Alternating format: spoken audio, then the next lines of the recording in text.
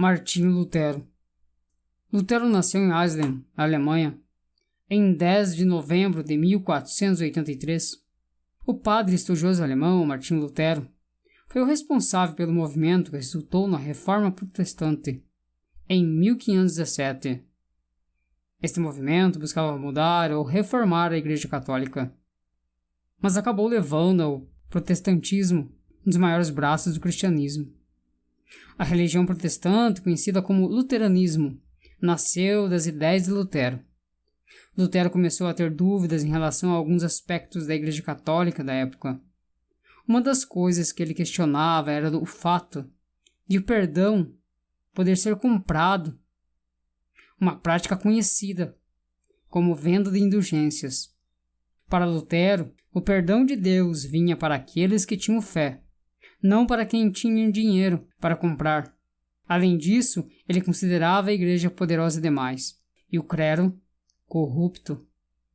Em outubro de 1517, Lutero afixou à porta da igreja do castelo de Wittenberg as suas 95 teses, o teor das quais é que Cristo requer arrependimento e a tristeza pelo pecado, e não a penitência. Lutero afixou as teses para um debate público na porta da igreja, como era costume na época.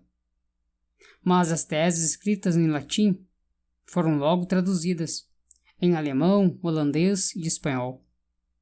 Antes de decorrido um mês, para a surpresa de Lutero, já estavam na Itália, fazendo estremecer os alicerces do velho edifício de Roma. Foi desse ato de afixar as 95 teses da igreja de Wittenberg que nasceu a Reforma, que tomou forma o grande movimento de almas em que todo mundo ansiavam voltar para a fonte pura, a palavra de Deus. Contudo, Lutero não atacava a igreja romana, mas antes pensou em fazer a defesa do Papa contra os vendedores de indulgências. Vivia sempre esperando que o Papa conseguisse executar a repetida ameaça de queimá-lo vivo. Contudo, não era essa a vontade de Deus. Cristo chamou enquanto sofria de um ataque do coração, em Eisleben, cidade onde nascera. São estas as últimas palavras de Lutero: vou render o espírito. Então louvou a Deus em alta voz: ó meu Pai celeste, meu Deus, Pai do nosso Senhor Jesus Cristo, em quem creio e a quem preguei e confessei, amei e louvei. Ó meu querido Senhor Jesus Cristo, encomendo-te a minha pobre alma. Ó meu Pai celeste, em breve tenho de deixar este corpo, mas sei que ficarei eternamente contigo e que ninguém me pode arrebatar de tuas mãos. Assim fechou os olhos e adormeceu. Lutero morreu em 18 de fevereiro de 1546. As portas da igreja do castelo, destruídas pelo fogo no bombardeio de Wittenberg em 1760, foram substituídas por portas de bronze em 1812, nas quais estão gravadas as 95 teses. Contudo, esse homem que perseverou em oração deixou gravadas não no metal que perece, mas em centenas de milhões de almas imortais, a palavra de Deus, que dará fruto para toda a eternidade. A seguir, um breve trecho do sermão de Martinho Lutero sobre a preparação para a morte. A preparação para a morte. Nenhum cristão deve, em seu fim, duvidar que ele não está sozinho em sua morte, mas ele deve sim estar certo que, como o sacramento indicou, muitos olhos observam, primeiro os próprios olhos de Deus e de Cristo, pois ele acredita em sua palavra e depende de seu mandamento.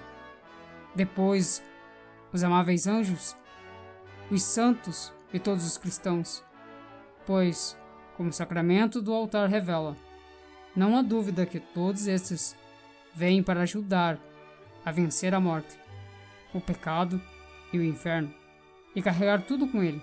Ali está seriamente e poderosamente em movimento a obra do amor, em comunhão dos santos. E um cristão também deve ter isto diante dos olhos e não ter dúvidas disto. Disto então ele fica encorajado para a morte, pois quem duvida disto, mais uma vez não acredita no venerável sacramento do corpo de Cristo, no qual contudo comunhão, ajuda, amor, confiança e assistência são indicados, prometidos e jurados de todos os santos em todas as dificuldades. Pois se você crê nos sinais e palavras de Deus, então Deus te observa. Como ele diz no Salmo 32, versículo 8: Eu quero direcionar meus olhos continuamente a você, para que você não sucumba. Mas se Deus te observa, então todos os anjos, todos os santos e todas as criaturas observam como ele. E se você se mantém nesta fé, então todos eles te sustentam com as mãos, saindo sua alma de você. Então estarão eles ali e a receberão. Você não pode perecer. Isso é testificado por Eliseu, que disse para seu servo: Não tema, são mais os que estão conosco do que com eles. 2 Reis, capítulo 6, versículo 16.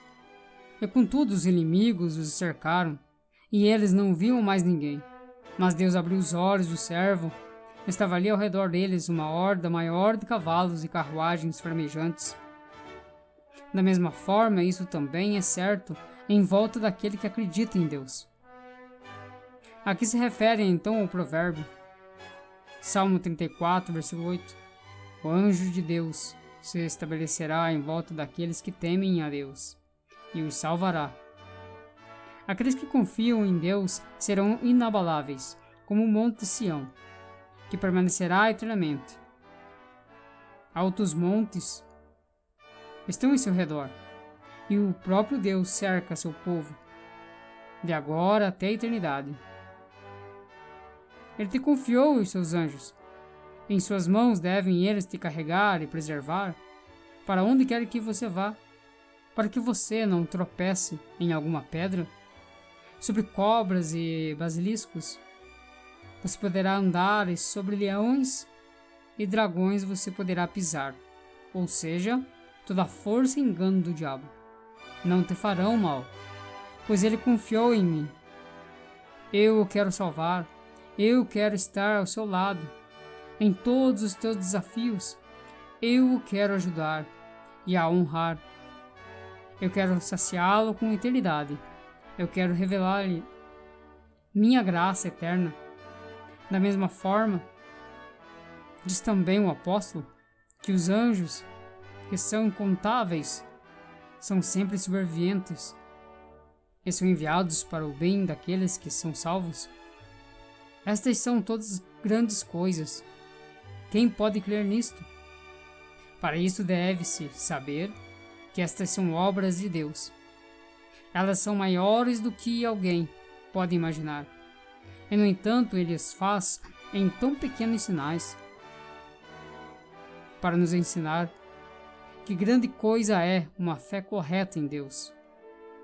Ninguém deve se arrogar ser capaz de fazer essas coisas de seu próprio poder, mas deve sim humildemente pedir a Deus que Ele crie e preserve em vós tal fé e tal entendimento de seus santos sacramentos, para que prossigamos com temor e humildade, e não atribuamos a nós essas obras, mas sim deixemos a honra a Deus.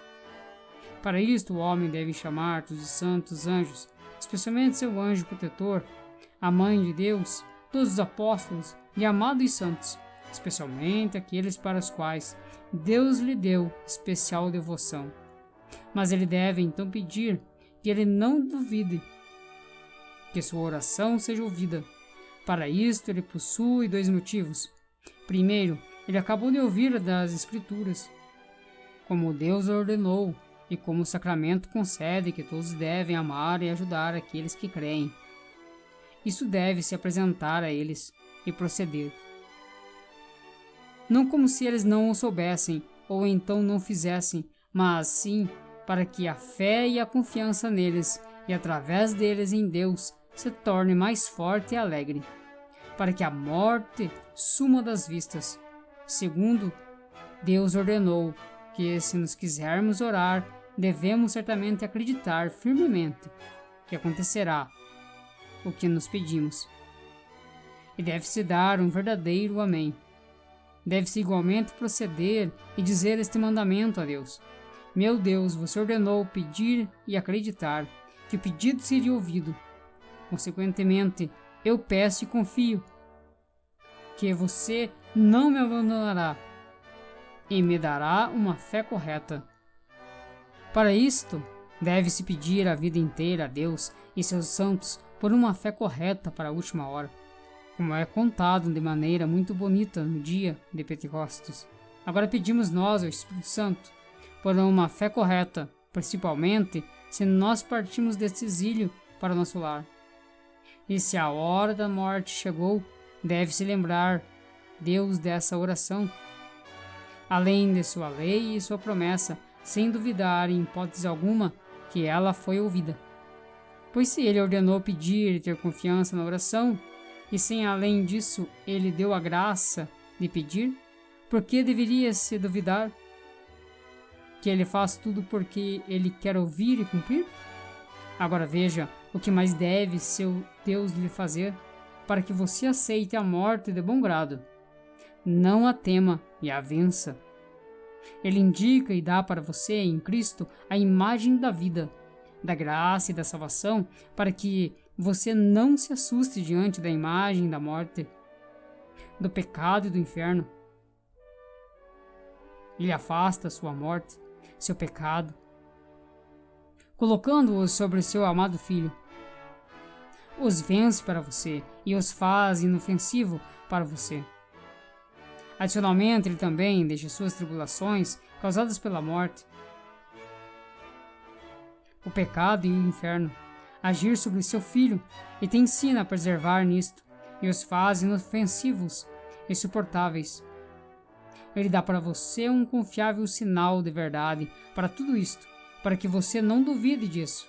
A saber, os santos sacramentos.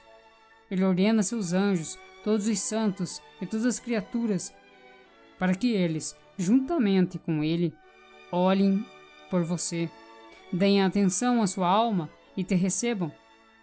Ele ordena que você deve pedir isto dele e estar certo da resposta, o que ele pode ou deve mais fazer. Portanto, veja que ele é um verdadeiro Deus e realiza verdadeiras, grandes e divinas obras. Por que ele não haveria de impor algo tão grande como a morte, se lhe adiciona tão grande privilégio, ajuda e fortalecimento para provar o que a sua graça é capaz? Como no Salmo 111, versículo 2, está escrito: as obras de Deus são grandes e escolhidas segundo toda a sua benevolência.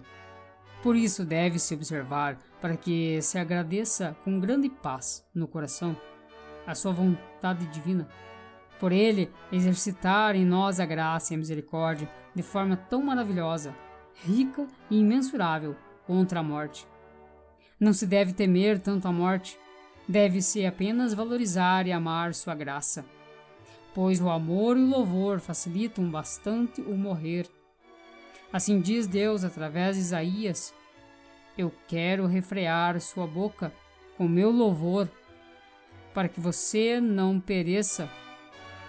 Isaías 48, versículo 9. Que Deus nos ajude. Amém. I love you more than words could say. When you're sleeping